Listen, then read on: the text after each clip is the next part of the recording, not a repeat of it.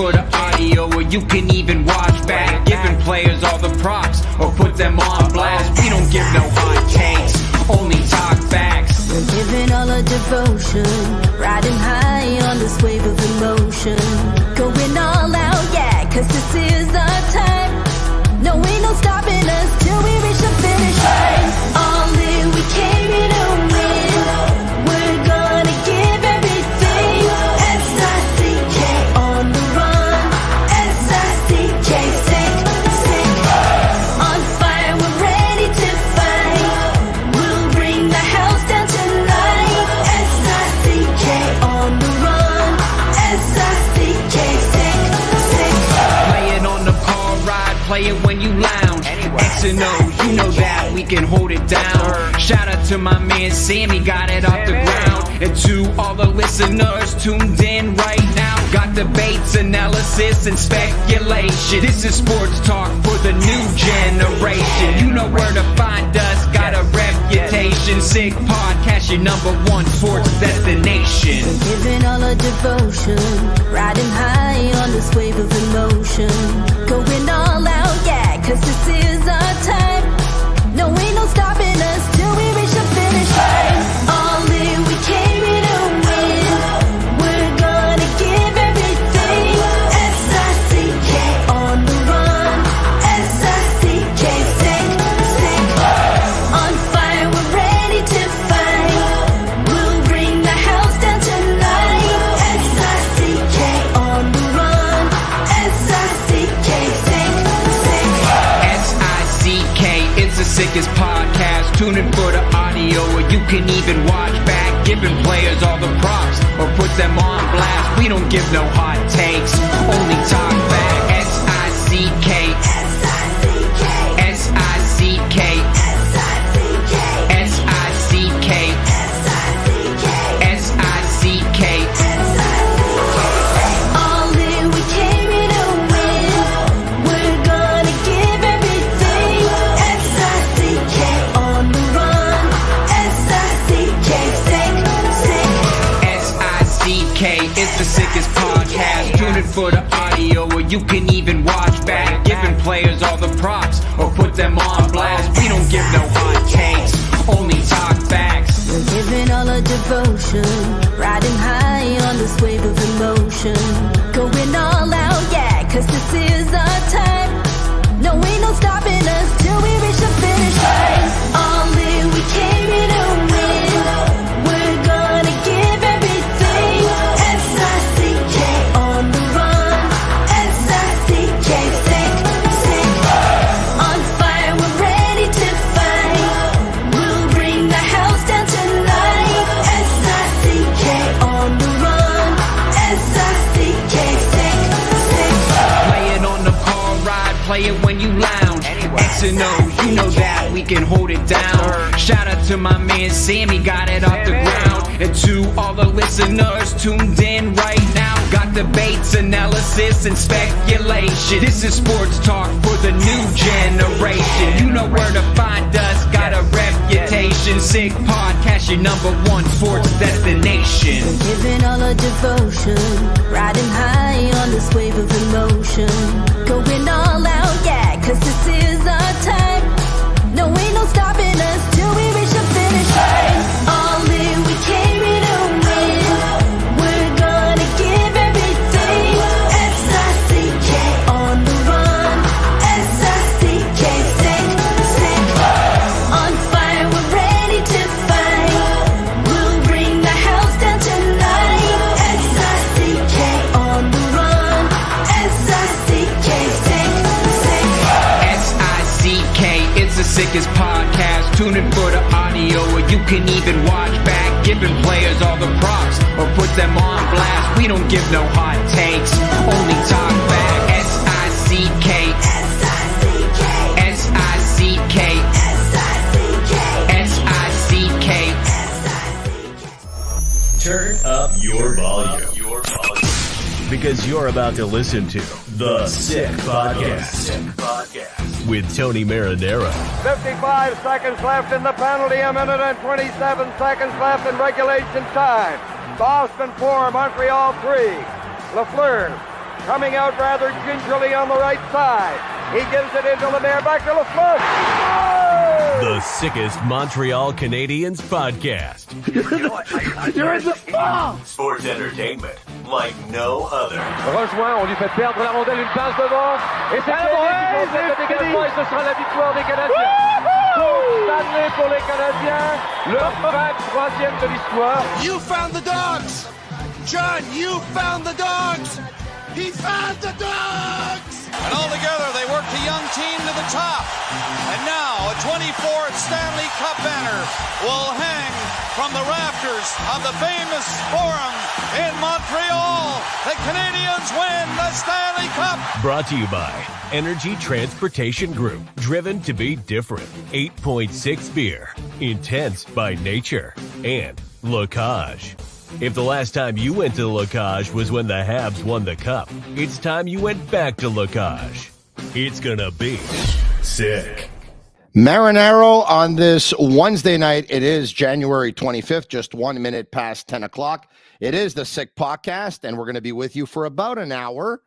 The Montreal Canadiens off tonight, but they will be back tomorrow night when they host Joe Veleno and the Detroit Red Wings. That's right, and Joe Veleno is going to join us in about 15 minutes' time. Montreal's very own. I've come to know Joe a little bit, and I'm hoping I'm going to be able to get to know him a little bit more, of course, in the conversation that's about to take place starting at around 10:15. The Sick Podcast brought to you in part by 8.6 beer. You see it here. Intense by nature, the beer for those who follow their instinct and live their passions in order to make their mark. And also brought to you by Energy Transportation Group, a leading full-service logistics provider serving all of North America, driven to be different, and brought to you in part by Lacage. If the last time you went to Lacage was when Joe Veleno played some of his hockey here in the Q in the province of Quebec, well, it's time you go back to Lacage. The menu will surprise you because, of course, his last team that he played with in the Q, Joe Veleno, was les Voltigeurs de Drummondville. Prior to that, he played for the St. John Sea Dogs. All right. Okay. So we have a lot to talk to Joe about, who is on the verge of having the best year of his career because he's 2 goals off of his career best. And he's 1 point away from his career best in his young National Hockey League career, where he's basically played 5 games in his first year as a 20-year-old and then 66 games in year number 2. And this year he's played 45 games. And it looks like Joe Veleno is now a full-time NHLer. And I'm sure he must be pretty happy about that. I can't wait to talk to Joe. He's a really, really good young man. I like him a lot. Another guy I like a lot is Marc-André Perreault, who is a regular, and he joins me on Wednesday nights. The guy they call Mapper. What's going on? How are you, beautiful? Beautiful. Wow, this is unbelievable. Beautiful. Doing great. What a day. What a day. It's a big snowstorm here. I'm in Gatineau with the kids. Oh, really? And, yeah, it's pretty bad here. I don't know in Montreal, but yeah. What are you doing in Great Gatineau? day. My daughter is here, so yeah. I didn't know that. Right? Yeah, daughter here. My son's in Laurentian Hills. Yeah. So yeah, life is easy. Life is good. Okay. How old are your kids? 11, my daughter, and 4, my son. They're great. They are awesome. And they're sleeping, so they're more awesome right now. So you go to Gatineau every now and then to check up on your daughter? Every week. Okay. Lots of traveling. Wow. Gas stations love me. Yeah, I would imagine. So will you be back in Montreal tomorrow night to cover this game between the Canadiens and the Red Wings? Yeah, I was there this morning for the practice. It was just optional practice, but a lot of stuff to talk about. And then tomorrow, I'll be there. Yeah, I'm always I like there. Gatineau. By the way, I've been to Gatineau several times. I like Gatineau. It's great. It's great for family. Lots of cross country skiing. Lots of snowshoeing. Yeah, it's a good place for outdoors. I have this conversation with my friends too, and I tell them I like Gatineau, and I tell them I like Ottawa, and they say some of them say, and I say it's a great place to raise a family and stuff like that. Yeah. Some of them say, yeah, Ottawa, it's nice, but it's a little bit boring. And I said, well, like I'm 50 years old. I mean, I am boring. I don't need that much excitement in my life anymore. I probably did about 30 years ago, but 30 years later, I don't. Well, you know what I mean? When I was a student, I was pretty much saying the same thing, but now I just need some rest and be quiet, so it's great.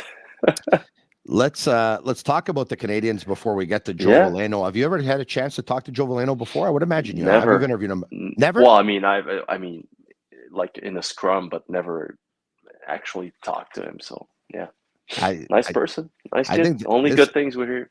I think it's pretty amazing. You see the way I bring you into my world. I open up my contacts to you. I'm going to introduce you to Joe. You and Joe are going to end up being tight. Who knows? You're probably going to be able to get his number, and then you can text them back and forth. You could probably, look, maybe if Joe is okay with it, and I'm going to ask him a little bit later on, maybe I'll let you into our wolf pack. Maybe I'll be his best man one day. Who knows? Yeah. Well, that's best man one day. So, are you a fan of The Hangover? You know what? I just watched the 3 movies like 2 weeks ago when I was in Nashville. But had you watched them before? No. Are you kidding me? No, can you imagine? Oh, and I could have played in those movies like 10, 15 years ago, but no. Look, and I know that humor, I mean, is everyone has different kinds of humor and that they like. For me, Hangover Part 1, it's the funniest movie I ever saw. It's always the case, right? Yeah.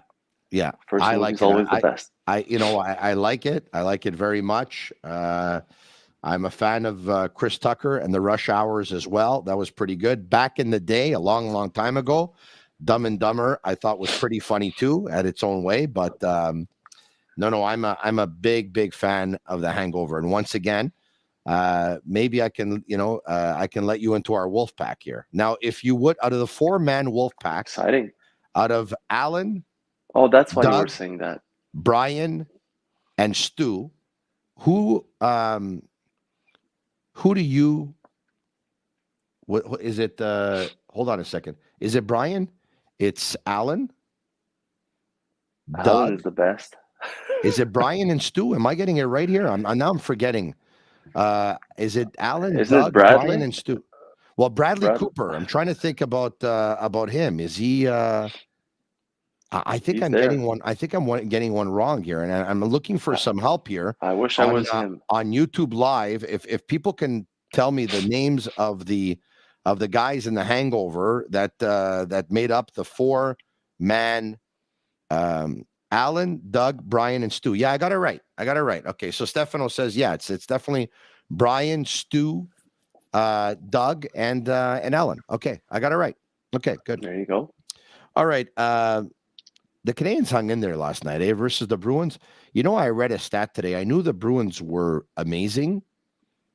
Did you know this stat before you actually read it today, that they're the first team in the history of hockey to hit 80 points the fastest? Yeah. Did you see that? Yeah, and they're on pace for a record season. It's unbelievable.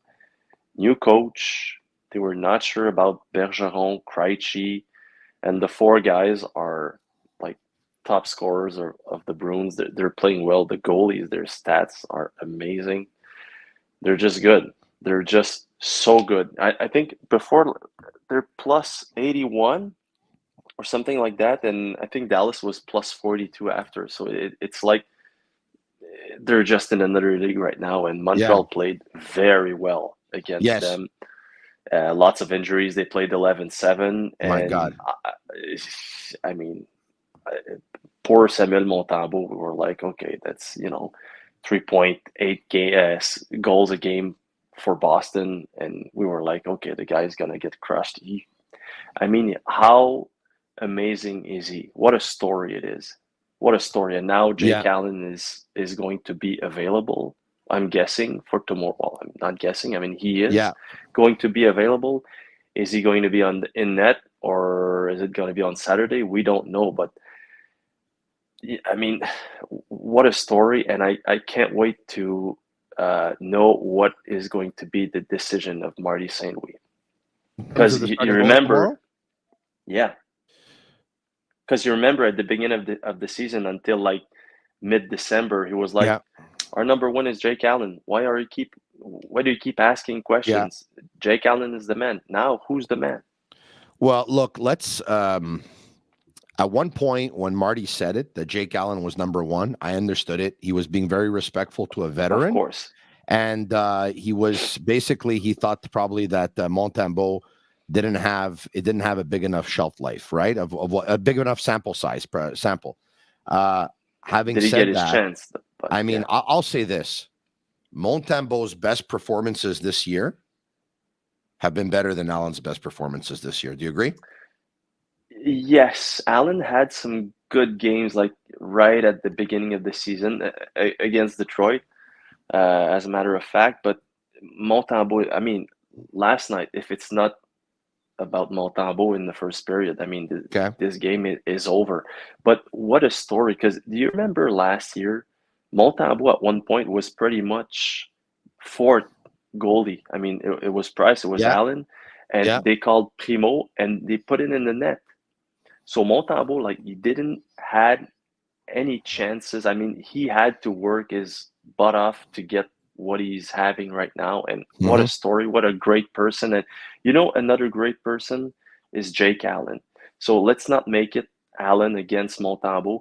Yeah. What a great guy he is. Oh, he's a great teammate. Old. He's a great teammate. Is. And when you talk with goaltenders, I mean, they want the other one to have success because it means the team is going to have success. But a lot of goaltenders told me, like, secretly, you want to be that person. But listening to Jake, I get the feeling that he is genuinely, like, nice, and he wants Montembeault to have some success. And he's like, I know I'm not the future of this team in front of the net. It's going to be maybe some Montembeault, and maybe with Caden Primo. That's a big question mark right there. But anyways, he knows the drill. He knows where he's at right now. And so that's why he's here. This is why he's here. I felt the phone vibrate, so I grabbed it, and I've been notified that a trade took place. Did you have a chance to see it, the trade between the Colorado Avalanche and the San Jose Sharks? No. The Avalanche have acquired defenseman Ryan Merkley, who's been much talked about over the last month or so. He has a lot of talent, but, there's some issues there. And forward Matt Nieto from San Jose for forward Martin Kaut and defenseman Jacob McDonald. So it's not a major league deal, but Ryan Merkley, there's a lot of talent there. It's just that there's some issues, but maybe Joe Veleno knows a thing or two about some of these players because he had a chance to play against them. Without further ado, Marc-André Perreault of TVA Sport. Why don't we bring in, for the first ever time on this podcast, the Sick Podcast with Tony Marinaro, Joe Veleno. Hey, how's Joe, it going? how are you? I'm good, you? Very good. Thanks for doing this. Yeah, no problem. I think you just came back from supper. Yeah, we came back from dinner. We have our father's trip here in Montreal and Long Island, so it was a bit of a later dinner tonight. Oh, pretty cool. Say hello to Marc-André Perreault of TVA Sports. Marc-André Perreault, say hello to Joe Veleno. Salut, Marc. Ça va bien? Et toi? Well, you're your future best friend. We talked about it, and it's a done deal. Yeah, Joe, I was just telling Marc-André before you joined us how tight you and I are. Like, we're tight. Yeah. Look, Mapper, just to give you an idea, okay? When Joe Veleno won the President's Cup with the St. John Sea Dogs, there's only a certain amount of people that you can bring on the ice with you to celebrate with the cup, right? Oh, That's right. Yeah, Mapper, he was one of them. Mapper, take a look at this. Look at that. Is that a beauty or what? Huh? Oh, lots of beauty there. But you didn't touch it, did you? Yeah. That's Joe's mom, of course. On the right, on the left, in the background is his mom Lena. In the background there is dad Tony, myself, Joe's sister, next to me, my buddy Frankie Filato, and on the outside left, his wife and one of his boys. And Joe, now that you've established yourself here in the National Hockey League, 5 games in your first season as I think a 20-year-old, and then in the 60s, and now you played about 45 games. My first question is probably going to be the most important one of this whole conversation I'm going to ask you, okay? Yeah. Frankie Filato, does he have what it takes to be a coach in the National Hockey League? Oh man, I think his knowledge for the game is, quite outstanding. Obviously, I've been, myself, like, I know he's been around the game for, much more than I have, but you know what, he's always trying to learn new things, and he's always listening to, he's always listening to you, Tony, on the air. I know that for sure. You got my That's parents not a hooked good on thing. that. You got my parents hooked on that too. Every time I'd go in the car, I'd hear TSN 690 at the time, and no, I've just been really impressed with Frank. Obviously, he knows a lot about the game, and he can be a GM, he can be a coach. I mean, I think he can do it all. To be honest, I think he's this guy's learning. He's learning every day. He's he watches hockey, he breathes it, he eats it. Like he works hard, Jeez. and he's ultra competitive at everything he does. Like he's always up there. Joe, I knew you're a really nice young man, but now we created a monster because he's not going to be able to fit through the door at Cafe Lina tomorrow. No, All right, he knows. So anyway, like I was telling Marc-André, you and I were two members of the Wolf Pack. I think we got Frankie in there. There may be room for one more, just like the 4-man Wolf Pack in The Hangover. We'll see.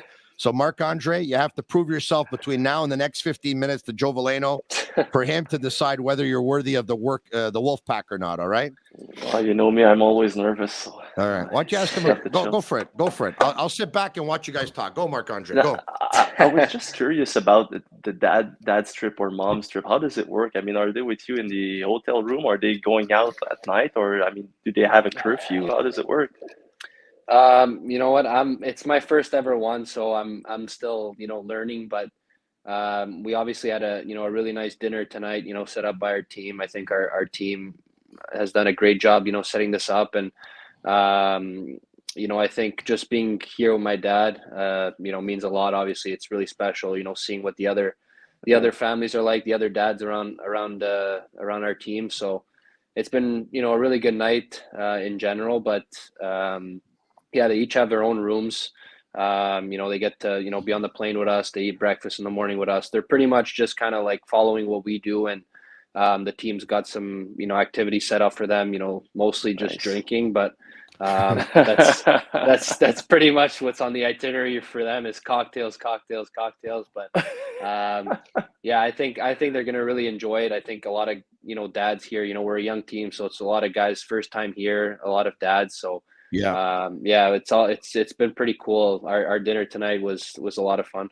Joe, since it is the dad's trip, why don't I take this opportunity to ask you about your parents? Because to make it to the National Hockey League, it doesn't just take the player. It takes a lot of people to make it happen. And obviously, your parents sacrificed a lot for you to make it happen. And seeing you go off and go live in St. John, and they're not with you, and you left at an early age. All those drives to the rink at practice and at the games. Why don't you talk to us about the support you got from your parents? Yeah, I mean, I'm obviously really grateful and fortunate, to obviously have parents like I do. I don't think there's, too many kids that, get that opportunity that I got. And, obviously I can't give them enough credit, and I don't think I can ever, repay them for, how much they've done to me over the years. And, obviously I wouldn't be here today without them. They've sacrificed, a whole ton of their life to make sure, I lived my dream one day, and I will never forget that as long as, I live, and I'm always thankful every day to be in the opportunity that I am. But yeah, I mean, I can't even describe of, how much they've done for me over the years, and I'm just I'm just so grateful. Speaking of repaying them, I think there's a pretty nice paycheck that comes in every 18 days in your bank account or whatever it is. And I know that, going forward, you're going to make a lot more money. This is, your first contract and stuff like that. And I'd be willing to bet that if you offered to buy your parents something, they'd probably refuse it and say, Joe, it's yours. You worked for it. But I'm going to ask you anyway, did you buy mom and dad anything, even a fridge? No, but I mean, I've been helping them, especially this year. We've been doing a lot of renovations around the house, and I'm obviously helping out with that, and just I guess little things so far. I guess there's nothing that they've really asked of me as of yet. But hopefully And they one never day. will, Joe. They never No, will. they Never will. never will. I think I'll notice that, and I'll learn that throughout the years. But hopefully one day, I can, just really, buy them something that I think they'd really enjoy. And I know that they wouldn't ask for anything, but I think one day I'll surprise them with something. Good man. Marc-André, just because we're on the whole conversation of parents, I want to ask one more before I send it off to you, okay? Be my guest. And that is, Joe, you had exceptional status, right? And every time a player has exceptional status, you're always going to get a lot of people that are going to have an opinion on that, all right? And even though you were a very, very talented player growing up, and you still very much are, it bothers people sometimes when someone is the best player on a team, one of the best players in his age group, the best player in his age group, maybe a better player than most players who are 1 year older. And you know what? Even parents, like, they can feel it. They walk into a rink and they can feel it. Somebody's looking at that. That's the parents or was it tough for you that you were actually as good as you were, knowing that there would always be people trying to bring you down, whether it was openly or whether it was behind your back? Because that happens, right? Correct me if I'm wrong. Like, I don't have experience in hockey, but I see it in soccer. And, a lot of people like everyone to be the same, all the players to be the same. It kind of bothers them sometimes when one is a little bit better. Did you feel any of that? Did it come with any added extra pressures? Is it a part of the game that maybe you didn't like, that it bothered you, or were you able to flush it out?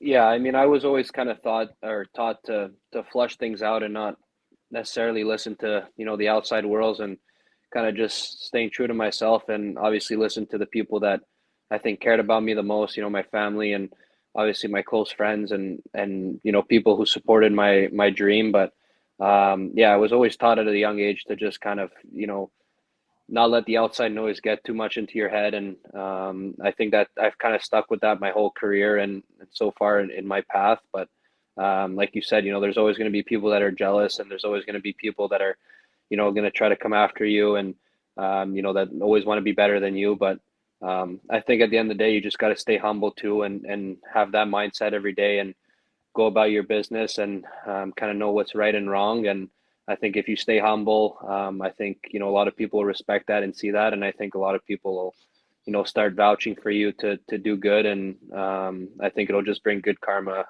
to you. So how tough is it for a young player? I mean, you're a 100-point scorer in the queue, and then after that, I mean, it's just normal, but you're not gonna score as many points in the AHL or the NHL. How tough is it to, be okay with that and be okay with the process? Yeah, I think it's just, in general, I think it's just a big adjustment. Obviously, you're playing in the best league in the world, and everyone coming to the NHL is more or less, a superstar on their team in junior, or, if they're coming from overseas, they were a superstar in, the KHL or, Sweden. So at a certain point, you got to kind of realize, like, what are your major strengths, and try to perfect that as much as you can, and bring that every single night. And, for me, I've, had the ability to, work on my body over the last couple of years, and get bigger and get stronger, and really utilize my size to be one of my strengths. And, I know I have, as good a skill as some of the guys in the league. I know I can keep up on the ice with, my speed. And I think working on my game over the years is, being hard defensively, and, being able to, have the coach's trust every time he puts me on the ice. And then eventually, it'll come with more ice time, more responsibility, and I'll be able to be out there on the ice a lot more. And that'll, give me the opportunity to, put up more points, whether it's, I get some touches on the power play, or I'm out there maybe for, protecting a lead and I get an empty net goal or something like that. I think gaining the coach's trust and, being able to defend well is going to allow me to, produce more in the near future. Joe, you're not going to see Juraj Slafkovsky tomorrow night, because unfortunately for him, he's got a knee injury and his season is pretty much over. You played your first game in the National Hockey League. Was it at 20 that you played? Were you 20 years old when you played your first game? Yeah, I was 20 years old. Okay. Yeah. Can you try to explain to everyone watching us right now on YouTube Live and Facebook Live and Twitter Live, but there's millions of people watching right now, Joe. Don't be fooled by the whole 10,000 or 20,000. There's millions, okay? Can you try to explain to people how difficult it is? You made your debut at 20. Slafkowski made it at 18. There's 3 players that were drafted in his draft year last year that have played games in the National Hockey League. David Juracek, I believe, played 2. Shane Wright, I don't have it in front of me. I think it's 8 or 9. And Slafkowski played in the 40s. And a lot of fans are, he's a first pick overall, and they want to see him score more goals. They want to see him score more points. They want it right away. Knowing how tough it was to play your first game in the National Hockey League at age 20, can you begin to explain to people watching right now how hard it must be to play it at age 18? Yeah, I mean, I couldn't necessarily imagine. I think, at 18, I was, still playing junior hockey. So, for him, obviously, to, being playing in the NHL at 18 years old, it's definitely something special. And not too many guys, get that opportunity. And, you got to be a special player to do that. And, I haven't watched him a whole ton. Obviously, he's quite a few years younger than me, but he's big. He's got the size. He's got the skills to play in the NHL, and I think it's just a matter of time where he comes along and finds his game. You don't just go first overall by accident, and I think he's got the tools to be an incredible NHL player. He's shown flashes of it, but it takes time, and guys in this league, like myself, I'm 20, just turned 23 years old, and I'm still trying to find my strides in the NHL. And I think it's just a matter of time. He's going to gain confidence. He's going to gain trust, and he can be a real special player for the Habs. But Joe, you're a full-time NHLer now. I think it's safe to say you're a couple of goals off your career high. You're 1 point behind your career high. You're on your way. You're going to get better each and every year, and we're very, very happy about that. When you take a look at when you played your first game in the National Hockey League, or your first 5 games in that first year, you take a look at who you are now. What was the biggest adjustment you had to make? It's not just experience and just time. Like I would imagine you worked on a lot of things, but is there one thing more than the other that required the biggest adjustment that you were able to make? I think it's just being one step ahead on the ice. When I have the puck, I gotta, I gotta already know what's my next play before the puck comes to me. And the game, is played at such a high speed, and, coming from juniors, and even at the time, I was coming from Sweden. Obviously, the bigger ice surface, and those things had something to do with it. But every time I touched the puck, a guy was coming on me, and I just felt like I gotta, I needed to make a play before I got the puck. I had to know what I was gonna do with it before I got it, and it's starting to come along. You start to obviously learn the game, and know who you're playing against and know who you're playing with, and all that stuff. There's a lot of things that come into play, but just being able to read plays a lot quicker. I think that was the biggest adjustment. Mapper, Joe's probably been asked this question 1,000 times, but Mapper, you remember the famous day when he got called up from Grand Rapids, and he got in the car with Steve Yzerman, and they drove to Toronto, right? And he had a bite at the Tim Hortons or whatever it was. Or you remember that, right, Mapper? I do not. You do not? No. So no. Joe, Mapper doesn't remember. I mean, I remember it a little bit, but can you tell the story and start it off with, what does he drive? So at the time he was driving a Range Rover. I don't know what he's got. I've seen the Porsche in the garage, pretty consistently recently, but I'm sure he's got other cars laying around somewhere. That's my guess. Pretty cool. So you were at Grand Rapids, right? And you got a phone call at around 11 o'clock in the morning or whatever it was?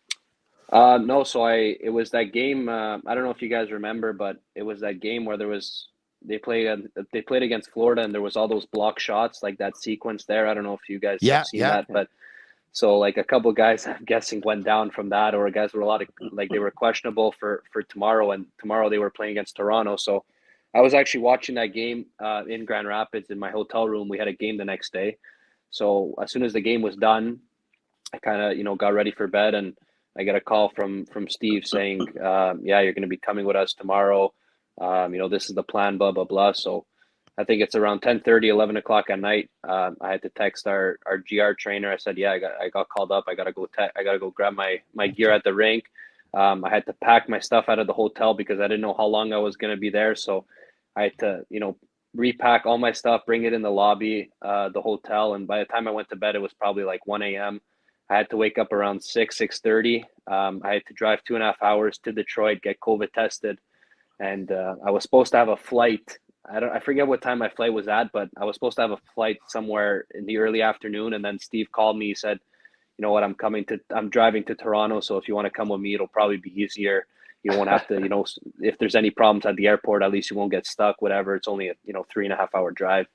So I said, yeah, sure. And, we were in the car, we, chit chatted a little bit. I, ended up taking a nap. He gave me the opportunity, said, if you want to take a nap, go ahead. I had a long day that day. So we picked up Tim Hortons on the way and ate it quick in his car. And next thing you knew, I was, at Scotiabank Center getting ready to play. So you have the chance to drive like 3 hours with a Hall of Famer and you sleep. You know what? You don't understand how tired I was that day. I was exhausted. And you know what? I tell that story to some of the guys on the team and, they tell me the same thing. You're like, no way you slept. And then I said, yeah, but on top of that, I was even in the back seat. So that's probably even worse. Oh, like the best part is he didn't want to dirty his truck. So he's eating a muffin and he's making the crumbs fall into his backpack. Yeah. So that they don't fall on the carpet in the truck. No way. Oh, yeah. I was so nervous. I didn't know. I didn't want to dirty his car. God forbid, you were talking about like the block shots that gave you a shot to the NHL. Were you blocking a lot of shots in the queue? I don't think I had to necessarily. I didn't look at my game as, just, always blocking shots, but now you rely upon it. Like if you have the opportunity to block it, you got to block it. Seems like in the NHL, everyone has to block shots. Right? Mapper, what are you talking about, Mapper? He picked up 104 points in 59 games. He always had the puck. You're asking him if he's blocking shots. That's a good point. I was just wondering because you were talking about adjustment, and we often hear like speed and everything, and I was like, yeah, but like block shots and getting cross checks from guys like Ben Chirot who can be like pretty mean sometimes. I was just wondering how big of an adjustment was that part of the game. Yeah, I had to obviously adjust and kind of like almost flip a switch a little bit of actually, putting a lot of emphasis and effort into, being good defensively and, working on my defensive game without the puck. And, in junior, I was so used to always having the puck, and it was like, other teams were, trying to, stop me from scoring. And now it's like, okay, well, I got to try to stop, other guys from scoring. And it's like, it becomes, so important in the NHL where that's what's going to buy you, ice time. And that's what's going to make you stay in the NHL is, being able to play good defense. And especially, not everyone's going to score, 100 points or 90 points. And it's like, you got to, learn to, you got to, play the game the right way. And I think in Detroit too, we're starting to learn, or we want to learn, and we want to bring a winning culture here. And I think that's how you win hockey games is by playing, good defensively. And, the offense, we're going to be skilled enough players to put up, to capitalize on opportunities when we have them. And I think it's just a matter of time where, we're just going to be a really good hockey team. Joe, okay. I don't know what time you go to bed. I want to be very respectful of your time. It's 10:34. Yeah. If I keep you on another 7-8 minutes, is that okay? Yeah, sure. Okay, good. Are you rooming with somebody right now? No, we have our own rooms. Okay. So what time do you go to bed the night before a game? To be very honest, I try to not stay past 11 o'clock. I'm usually either, before, if it depends how my day goes, and if I'm tired, and, I'll usually just lay in bed starting from 10 to 11, anywhere between those times, I'll just cut the cord. Joe, there's not too many storylines with the Canadiens this year, but we know they're in a rebuild. They had the first pick overall last year. It seems like several teams would want to have that first pick overall this year. You're a player, once again, who had exceptional status. You're a great talent. So obviously, I think it's easy safe to say that you know how to identify a great talent too. I would imagine you saw Connor Bedard during the World Juniors. If so, how much did you see of him? And just what are your first impressions of Connor Bedard? Yeah, I mean, I see him everywhere on social media, and I obviously watch the World Juniors every year at Christmas time, and Yeah. that was really, the first time I got to watch, a full game of him, and he's just obviously a really special player. There's not too many players that, that come along like that, and I think he's just, spectacular, and I'm really excited, to see what he does in the NHL, and I think, he's going to bring a lot of attraction to the game. He's obviously got incredible talent, and I'm just really, thrilled and excited to see what he's going to bring next year. Before we talked about critics and we talked about naysayers and stuff like that, and I would imagine that there aren't that many for Connor Bedard who most seem to think will be generational, but there are some, and I saw them here chatting. He won't be able to do what he does in the National Hockey League. It's a big man's game. It's a man's game, and he's smallish. And your opinion on that?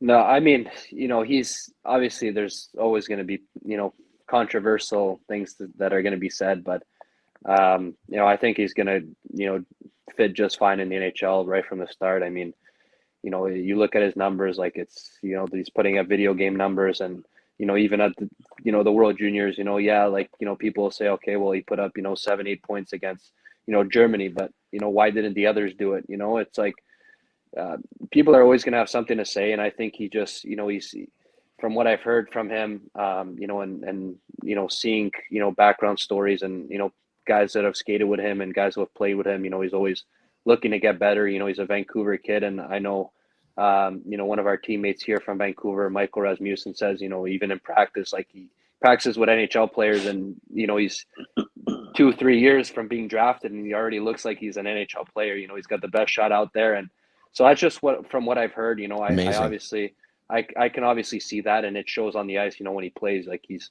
ultra competitive, he's got, an elite shot, he's got an elite vision, like he has all the packages, so I cannot see him not, being able to succeed. I mean, everyone goes through rough times in the NHL, and that's probably going to happen at some point. I mean, maybe, but I really doubt it that it will, and I think he's just going to, mix in really well. Speaking of best shot, if memory serves me well, your favorite player in the National Hockey League is Alexander Ovechkin. Yeah. He's the second leading goal scorer of all time. And it looks like, barring a major injury, which we don't want that to happen to anybody, he's going to do the unthinkable in a couple of years from now and beat Wayne Gretzky's 894 goals. Now, I'm okay in math, so I'll just say this. 900 goals would equal 20 seasons of 45 goals per season. To think that he's in that range with those numbers, he's got 894 in his sights. Can you put into words what he's on the verge of accomplishing here? And can you put into words what it feels like to play in a league at the same time as him when he's on the verge of doing this? Yeah, I mean, I've always admired him, and I've always been a fan of the way he played. He's, like you said, he's my favorite player, and he'll always will be. I just find him so electrifying on the ice. But for him, I really hope he does pass it, and I think he will. And I really want him to. He's just, one of those players, and I think he's at the point where, he's so close, and I think he's going to play until he actually passes it. He can literally just stand on the ice on the power play and just, hit one tease, and he doesn't have to skate, he doesn't have to do anything. And I think he's still going to score goals, but I really hope he does do it. And I think, everyone around the NHL, wants him, to pass that record. And I think it'll be something, one hell of an accomplishment. And obviously for me to, play against him and have that opportunity, that's pretty cool. Now, yeah, I you know have you're these a big conversations with them, like, are just like, did you tell him like that he's right? No, I haven't spoke to him. I'm too, no, I'm not too asking shy. his stick or not, yeah. You know what? I think a lot of guys are starting to do it, asking him for a stick, and I don't think I quite have that privilege yet to be able to do that. But maybe hopefully next year I can probably snag one from him. Okay. Are you I get it. going to play him between now and the end of the year?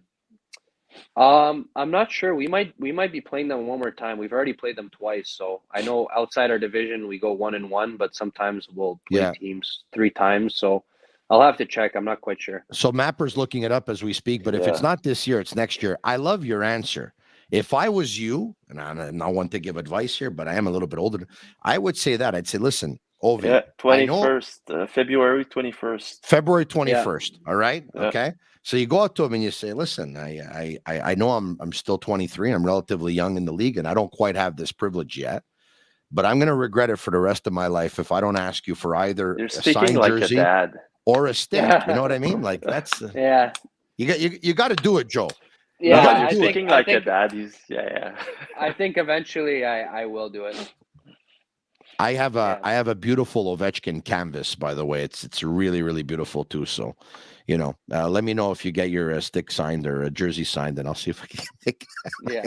Can you sign this for my friend Tony, please?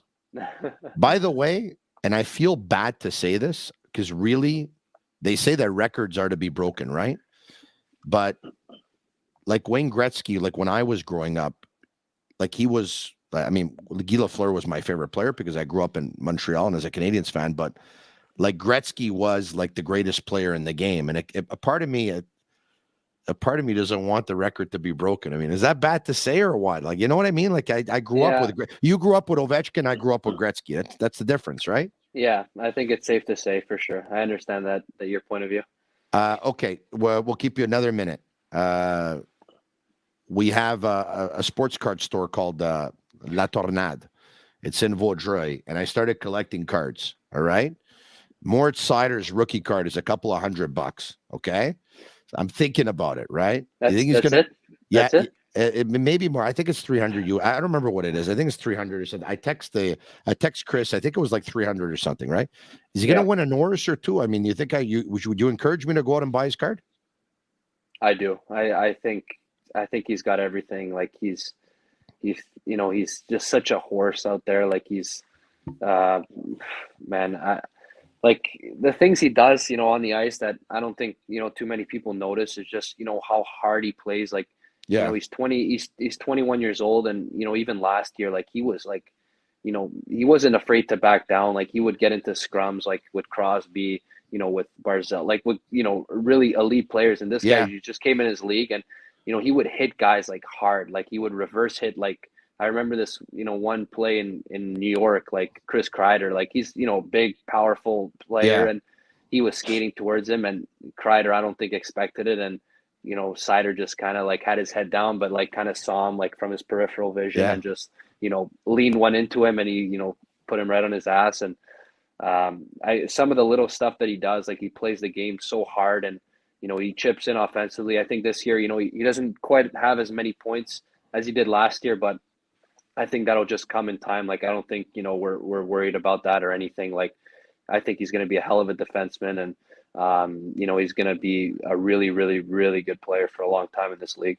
In ending, lastly, how special is this game tomorrow night for you in front of family and friends and, all your relatives, which I don't know your entire family, but if it's an average Italian family, it's probably about, 76 people. You know what? It might be pretty close to that, but I think anytime I get to come here and play in Montreal, it's always special for me and for my family. It's just, a great event where, everyone gets to come watch me play. It's close to home and I'll, for sure be a little nervous just, going about my day just because, I play in Montreal. But I'm not going to let it be a distraction for me. I'm just going to go out there, play my game, but obviously keep that in the back of my mind. Joe, is it your brother and your cousin that have a school still? Do they have a skill center? Yeah, so I think it's mostly just my cousin. My brother was, helping out here and there with the off-ice stuff. But yeah, I speak a lot to my cousin, and he's obviously been doing really well. I think. Give it a plug. Really give it a plug here. So Next Level Hockey is what it's called, and I think he's done a really, really good job with all the kids, and helping them get passion for the game, and he's obviously teaching them a lot of the basics and a lot of skills. I think he's, really good with, being able to emphasize that into the game. And he's obviously got a lot of knowledge. He's played, some pro hockey, and he's obviously has that experience. And I can say the same for him. He's got, he works pretty much all day, every day. Like, we got family gatherings sometimes, and he's always coming in late from work, or, he doesn't have time to show up. So he'll come on another day to, let's say my sister's birthday or something, he'll show up late. And, he just has such, a heart for the game of hockey, and he loves it so much, which is, even better. And I think that his, his company is, his next level hockey is going to go a long way in the future. So I really wish him a lot of success. And he's got a great clip here to put on Instagram tomorrow. He can put this clip on his story every day for the rest of his life. This is amazing advertising. Marc-André, I know I told Joe we're going to let him go. I just want to tell you one last thing. Joe's a big soccer fan. I am too. 2021, Italy goes to the Euro. They go to England, and they take it to Rome, and they end up winning the Euro. So I figure I'm going to go to RDP because they party better than others. And as I'm partying through the streets of RDP, who do I bump into? Look at that. Huh? What a beauty, huh? It was a zoo that day. It was a zoo that day. As you could tell, I had 17 cannolis that day to celebrate. Look, it all hit my face right there. I was bouncing around Cortinas. I was bouncing around Chicharos a little bit. Yeah. Just the whole East End in general. I go there a lot to, I obviously grew up there. Yeah. And spent some time there. So I know all my buddies, are big soccer fans too, and, diehard Italian fans. So if want to find Italians, you go to, the East End, Joe, especially RDP. Yeah, Joe, I so appreciate your time. I would imagine so many people tried to call you tonight. You have your routine. Usually get to bed at around 11 o'clock before a game. There's so many other things that you could have done. So for you to take the time for me and the Sick Podcast, I really appreciate it. I'm really glad you found your way. You're about to take off here in the National Hockey League. I wish you a very, very, very long career, Joe. All the best. Yeah. And go out there and score a goal tomorrow. No pressure. Thank you. Thanks, guys, for having me. Yeah, nice talking to you. He's got a great wrist shot. He's going to score that goal. There you have it, Joe Veleno. All right. Huh? I think it's a done deal. Yeah. Can you bet on that? What an interviewer I am, though. It's unbelievable. I mean, I feel it's natural. I feel like I'm the third wheel, but it's the story of my life. You're so good. I think I think he's going to take you as a member of the Wolfpack. He's a great kid. Nice. Yeah, nice no, person. he really is a great kid. I want to give a quick shout out if I can, or let you know, tell everyone to take our Habs 2010s quiz to test your Habs knowledge. Click the link in our YouTube description or find it on our social media. There you have it. Question number 4. At what pick was Brendan Gallagher selected during the 2010 NHL draft? Mapper, do you know this? Well, it must be 162. 5th round. 5th round, correct. So he's a 5th round pick. The only one that makes sense. Yeah. 5 times 30 is 150, so it has to be about 150. So it's 162. Agnello and Sammy back at Master Control. You could just come on and confirm that it is indeed 162. Let's try and get to them. Oh, maybe they're saying bye to Joe. Maybe they're saying bye to Joe. I'll take care of that. You know what? In the meantime, I'll give a shout out to Playground. There they are. 147. 147. Yeah. Oh, there was less than 30 teams back then, Mapper. God damn it. Yeah. Yeah. There were less than 30 teams. He was drafted in 2010, correct? You see, I'm so young, I can't remember that. There's a couple of expansion teams that have come in since then. I mean, Vegas and then Seattle and there have been others, I think. But so that's why it was below 150. 2010. Yeah. There were 30 teams. No, he's a 5th round pick, no? Yeah. Yeah, I mean, yeah. He's a 5th round pick. 147. Yeah. But am I losing my mind? No, but 5 times 30 brings you to 150. So then after 150, it's 6th round. so it makes sense. We're just Yeah. dummies. Okay. Oh, now it makes sense to me. All right. Okay. Yeah. Yeah. We look dumb for about 2 minutes, but that's what it is. It is what it is, right? When you're live on a podcast, right? This is what it is. But it's my fault. No, it's okay. Don't worry about it. A shout out. I would have guessed the same thing. A shout out to Playground. They have over 600 machines, poker tournaments, and Playground casino games, daily promotions, unmatched customer service. Why go anywhere else? Located just over the Mercier Bridge, only minutes from downtown Montreal. Good young man, eh? Nice, eh? Yeah, nice person, and we can only wish him the best. I don't think people realize how much pressure these special kids have, and it's the same for all the the great players, and it must be so tough. But good for him. Good for him. He's finding his way. His draft year, right? Everyone knew the Canadiens were having a bad year, right? They ended up picking third overall his draft year. Yeah. That's the year that they picked Jesperi Kotkaniemi, right? Okay. They picked Kotkaniemi at third overall. Joe Veleno went 30th overall. He slipped. You remember that? Yeah, but right? Can you imagine? The pressure if he would have been drafted by Montreal? You're right about that, but it's a good thing. It is a good thing. But I'm ready to say. I think Joe Veleno is going to be a better NHLer than Jesperi Kotkaniemi is. Will be. Well, I mean, I don't want to be not nice right to now. KK because it's a what a story. Well, it's so sad. Yeah, it's so sad it didn't work out in Montreal because he started so well, such a good young smiling kid, and just No, he lost listen, I got to tell you that one of the things I probably didn't pay as much attention to in the past that I will be now, and sometimes it's not always easy doing what we do, because every now and then we have to be critical of a player who doesn't play to expectations. And we say it's part of our job. But the pressures that they have, it's crazy. A lot of people say, they make money, this, that, whatever. Yeah, but there's a lot of pressure, man. And some people say it's just a game and it's fun, but no, there's pressure, like they need to produce or else they're going to be out of the league. So what happened when you don't score like for 1, 2, 3, 4, 5, 6, 10 games?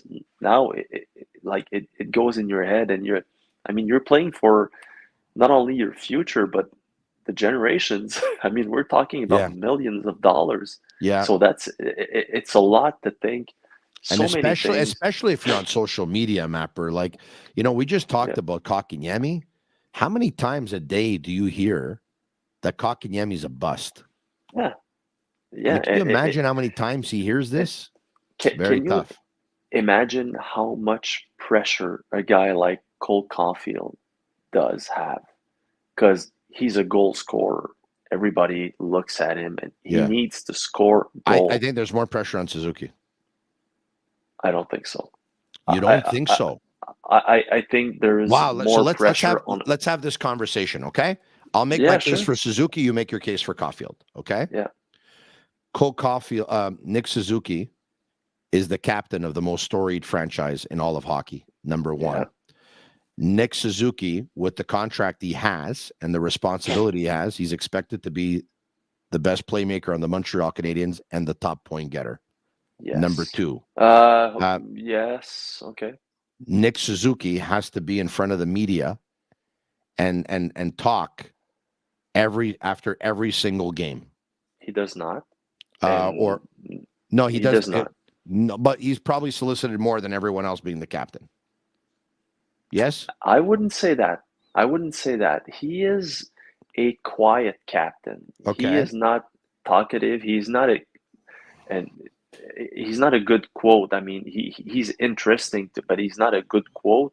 And he's young, so I think like guys like David Savard or Edmondson or Gallagher, when he's there, they realize that and they take care of that part. Perfect. Allow me to make another point. You ready? Yeah, go ahead. Yeah. Nick Suzuki has to play a 200-foot game because or else it's going to be scrutinized.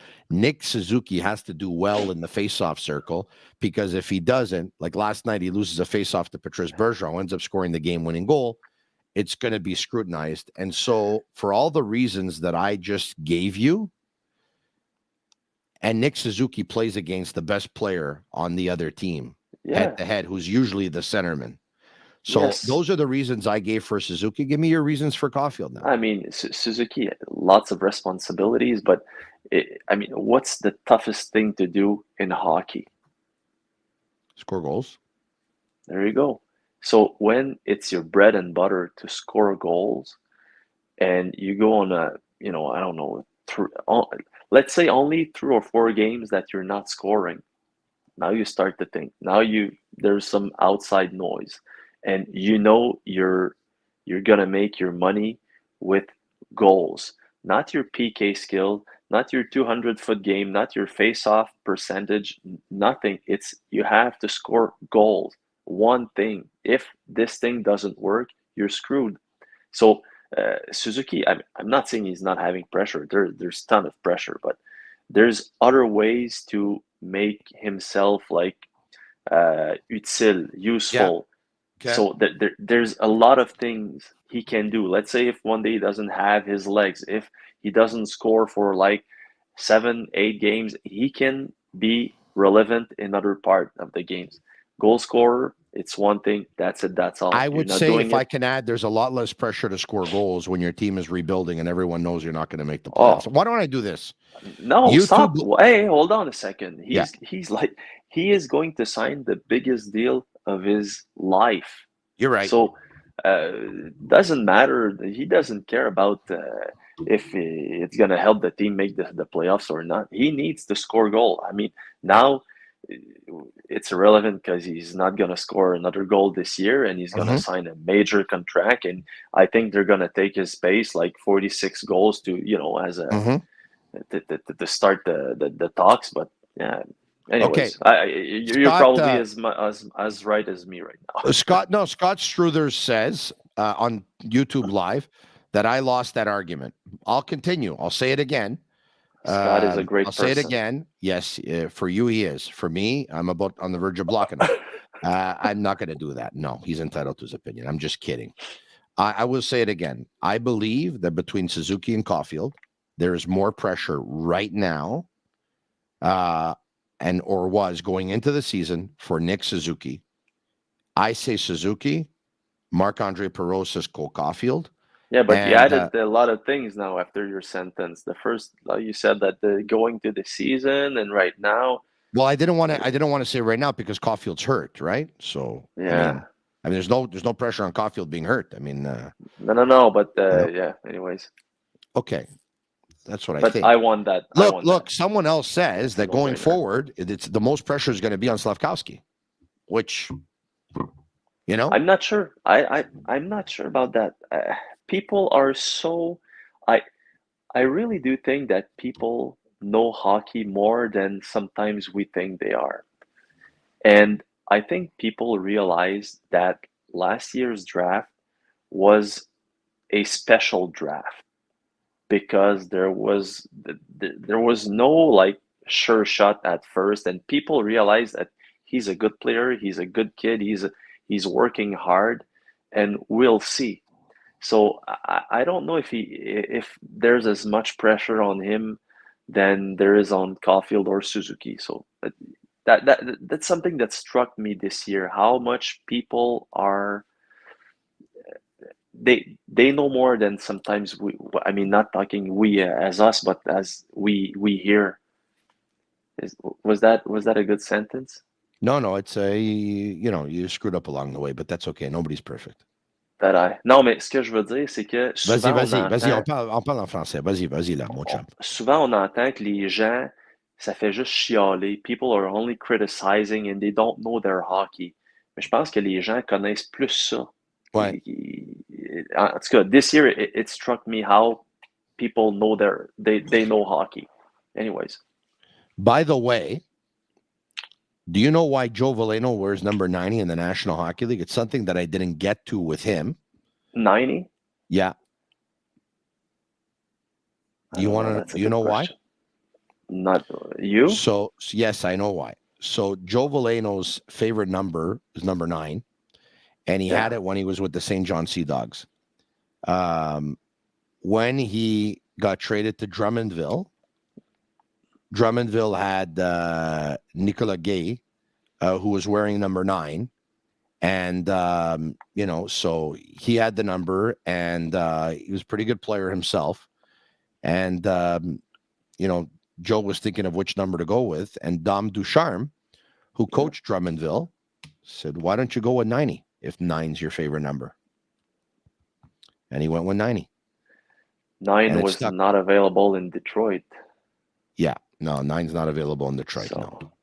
Yeah, 9 is a lot of Rolexes. Yeah, 9 is retired in Detroit. Correct. Yeah. It's hanging from the rafters. Yeah. Hey, listen, it was a different kind of show today because we brought on Joe Veleno and we were able to talk to him together. I had a lot of fun. I hope you did too. I think he's my best friend now. I think so. Scott is my best friend as well, so I kind of have to decide. I did the introduction here. Here's Rems Bergeron, who maybe Rems is the logical one here. Okay, you ready? He said Suzuki has more pressure this year. Caulfield will have more pressure next year when the contract kicks in. Rems. Yeah. Remy is his name. Suzuki this year. Caulfield will be next year when his contract hits.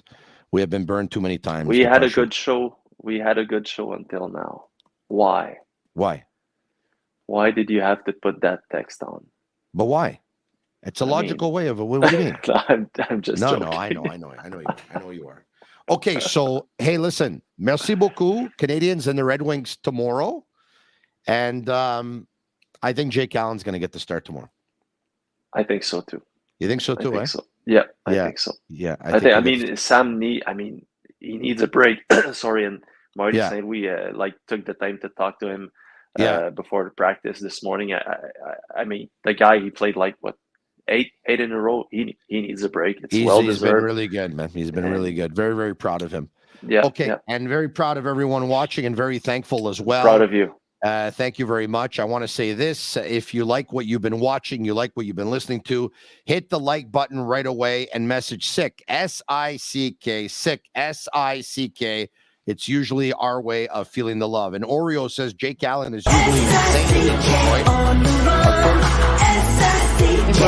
I think they had 24, 25 shots in a period or something earlier this year. Jake Allen was absolutely unbelievable. I think Canes lost 3-0. But I think he was amazing at that game. Yeah, it was amazing. All right, you hear that song? Bring it back up. Play the song. What was it?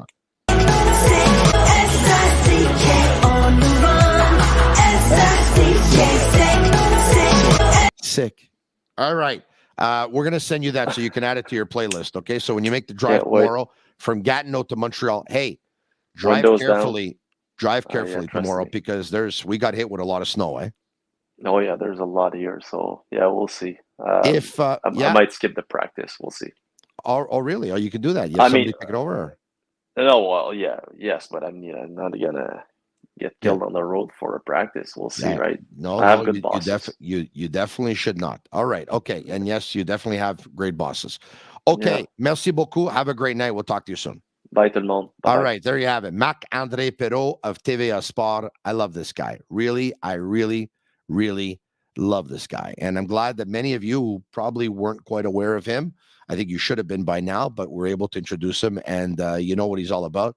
The guy he's absolutely fantastic. And he has incredible work ethic. Once again, special thanks to Joe Veleno of the Detroit Red Wings. A real nice young man from here, from a very supported family. And it's nice to see him do his thing in the National Hockey League. And I'm going to reiterate what I said to him. I wish him a very, very long and successful career in the National Hockey League. He's put in the time. He's got the talent. He's a good young man. He deserves everything that's going to come his way. So thank you, Joe, once again for your time. And that's it. Tomorrow night, the Sick Podcast. Same time, same place. It's the Canadiens and the Red Wings. And once that game is over, you fast forward to 10 p.m. And at 10 p.m., we'll bring you the Sick Podcast all over again. If you're going to listen to the Sick Podcast on Google, Apple, or Spotify, leave us a 5-star review. It's our way of feeling the love. And message us Sick and tell all your friends about it. So you got to watch this show. What's that guy's name again? Who is he? I'll tell you who I am. I'm Marinaro. And that's a wrap. Hope you don't miss us too much until next time. Follow the Sick Podcast with Tony Marinaro on YouTube, Instagram, Facebook, Google Play, and Apple Podcasts. The Sick Podcast is brought to you by Energy Transportation Group, driven to be different, 8.6, intense by nature, and La Cage. If the last time you went to La Cage was when the Habs won the Cup, it's time you went back to La Cage. The menu will surprise you.